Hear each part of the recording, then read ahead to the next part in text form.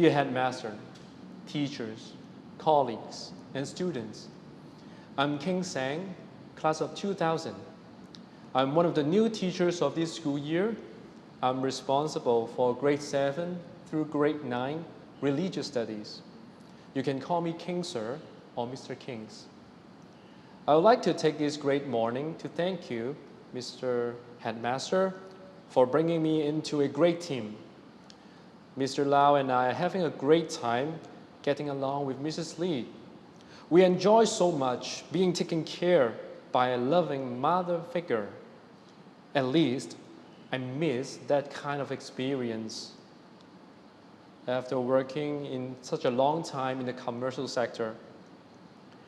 Besides being a figure of mother, Mrs. Lee was also my RS teacher back in the days when I was going to DBS.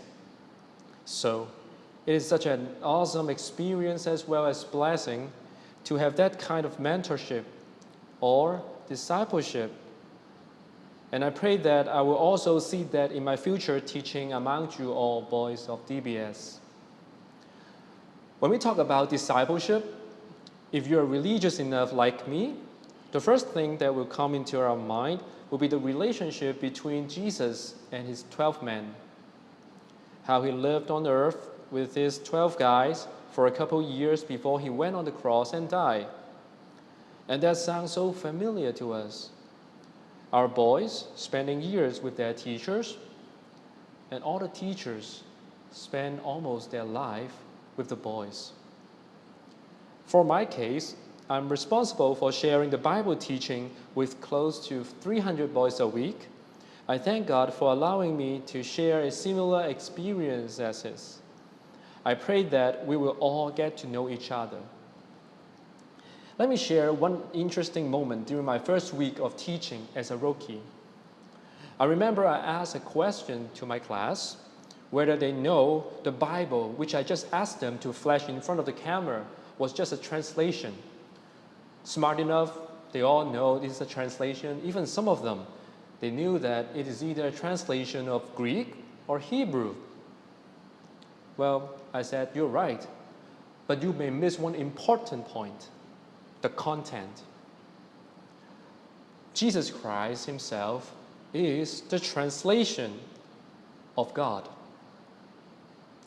God knew that we as a human being are so limited in understanding the concept of God, whether he is far away or close by, he is a man of love or anger, tall or short, etc.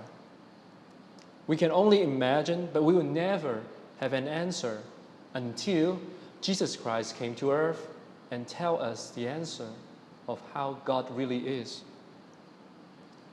As a result, we can now understand God more through the life of Jesus. Translation also implies diversity. God embraces diversity. Therefore, he did not download the information about him directly into our brain. Rather, he created and allowed different cultures to be his vehicle of the transformation of information.